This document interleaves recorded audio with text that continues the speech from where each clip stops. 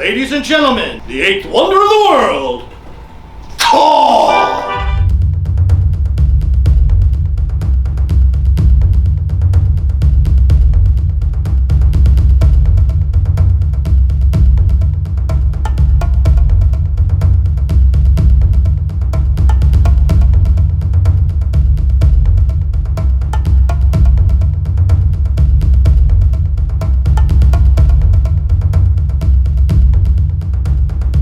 Recently, I made my first visit to the Maverick Theater in Fullerton, California for their production of King Kong.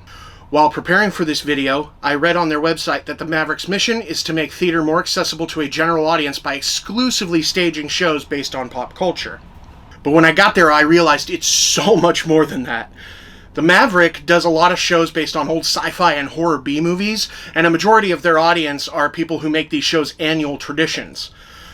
I'm always looking for spooky theater, and when I saw they were doing Kong, one of my favorite classic monsters, I was in. But without realizing it, I stumbled into a small, independent theater that has created its own unique culture. I found the live entertainment version of cult cinema, and I was so unbelievably there for it. Stick around, we'll do a deeper dive.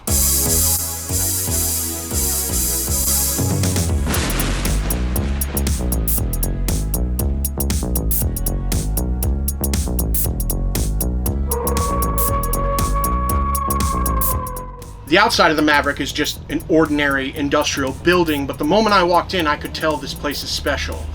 The theater was dressed in Art Deco, putting me immediately in that classic Kong RKO mindset. On the far wall was a themed bar serving beer, wine, soft drinks, and a few snacks. It was standard fare, but the decor made it feel special. Sometimes little details make a big difference. Now, when I say Kong live on stage, some of you are probably picturing this. And so was I. But the Maverick is a small theater with limited space, so what unfolded instead was some of the most innovative theatrical staging I've ever personally seen. The human characters were what you'd expect. Carl Denham, Ann Darrow, Jack Driscoll. But for the big guy himself, they had the actors interact with a projected image of Kong. This was brilliant for a couple of reasons. I'll let writer, director, producer Brian Newell explain. The way they shot it back in 1933 with a lot of projections, animation and stuff like that. And so our set is pretty much, can we open the curtain please? A giant rear screen right here. So the actors are going to be interacting out here, and we're going to be projecting locations and stuff, but Kong is going to be projected on there, but he's going to be live. And he's on our second stage. It's a guy in a monkey suit. I got a film crew back there. We've got miniature sets. He's going to be crawling all over them. We're going to be setting up those shots and shooting them and projecting them over here so they can interact. But we needed to go one step further. We needed to get the actors on the screen live, but at the right scale. So we took the stage right side and turned it into a green room studio. So actors are going to be over there by themselves acting in front of a green screen, and we'll be putting that together with the live footage of Kong on the screen, and hopefully all of it works out. It doesn't sometimes, so live theater. Not only did I love the fact that it was a nod to classic cinema, but I loved that Kong was a live performer. The actors were performing against a screen, sure, but it wasn't like a static, rote, repetitive thing. Kong being a live performer allowed those touches of nuance that only two actors in a theater setting can provide. A few members of the cast were kind enough to sit down and talk with me a little. We chatted about working against a screen, the unpredictable nature of theater tech, and the culture of the Maverick, including how many of the actors pitch in backstage. Let's start with some introductions. I'm Mark Quinn, and I play Carl Denham.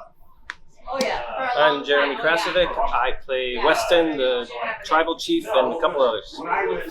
Hi, my name is Kyle Slayton, and I play Jedediah, a reporter too, and the T-Rex. Hi, I'm Samantha Green, and I play Ann Darrow. I'm Glenn Fries, and I play primarily Captain Engelhorn, and then the Irish cop. The show is just a hoot. It's just fun. And like I always say, I'm under no illusion that audiences are coming to see any of us. Kong is the star, right? Kong is the star. The titular character. That's right. The one thing you never say backstage in this show is, wow, everything's going so smoothly, because the minute you say that, I did that right towards the end of the show, the first year I was doing it, and I swear to God, it was 30 seconds after I did that, the camera went off, things started going wrong, and Glenn's like, you never say everything's going smoothly in the show. It's the minute you do, all the technical stuff will go off the rails, and it does, and it did. We even had some issues tonight. It's like sometimes the audience can tell, sometimes they can't. So it's definitely a group effort, because when you're not on stage, you're helping backstage as well. Yeah. And to the unsung heroes of the people that are working camera, and Alex that works backstage, helping with the hand and everything. It's very very important. It's kind of a big show to do with such a small cast. It's so fast too. Yeah. The guys on that stage there are the real heroes of this show. That's amazing. They really are. Great. Okay. Is it difficult to act against screen or puppet? Or I mean, especially because you had some very genuine moments. Is it difficult to have a scene partner who's back behind a curtain being filmed? And No, I think it's cool because he's huge.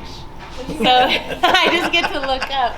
Most of us have worked with each other before, so it's great as an annual show. It's my first year in this particular show, but in the other annual shows they do, it's like a reunion every year, and it's great to just. Do you guys do some of the other shows like Plan 9 and Santa Claus? Santa Claus Conquers the Martians. Have you seen that one? The Living Dead.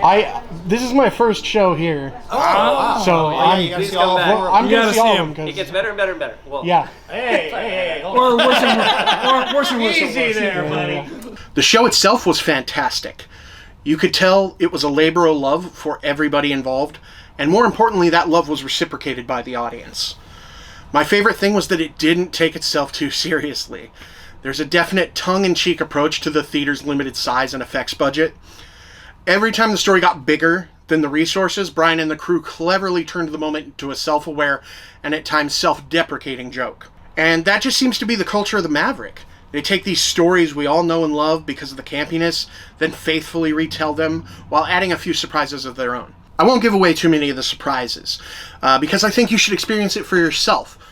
If you're in Southern California, you should put the Maverick on your list and come down and experience the energy that only live performers playing to a live audience can give. They still have a few shows left for Kong, and I highly recommend you check it out. If you can't make that one, they're also doing Plan 9 from Outer Space next. And if you're not familiar with that source material, watch Tim Burton's movie Ed Wood, and you'll be there. They're going to perform Night of the Living Dead for Halloween, which is an annual tradition for a lot of people, and I'm told tickets sell out really fast. And ditto for the Christmas show, Santa Claus Conquers the Martians. Sounds like a good time. Some spooky sci-fi fun for the holiday season. If you can't make it to the Maverick, maybe you live far, have limited resources, are too busy, all the above, well, consider subscribing to this channel. We'd appreciate it, first of all. Secondly, we cover stuff like the Maverick as often as we can. And we're also going to cover a lot of spooky events. We're going to be in Midsummer Scream in a few weeks. We're going to review some of the theater there. We're also going to review the haunts in the Hall of Shadows. We review haunts like they're theater because we believe they are theater that you walk through. And we believe scare acting is acting. That's kind of our motto. So consider subscribing for some of that. Also, if you're doing a spooky theater production and you'd like us to come do a video, leave us a comment and we'll see what we can do. We'd like to thank Brian for having us come out to the Maverick to film the show. We'd also like to thank the cast and crew of King Kong for being generous with their time and for putting on a great show for us. And we'd like to thank you. Thank you for watching to the end. It means a lot to us. And we hope to see you again. Until next time, support your local scare actor.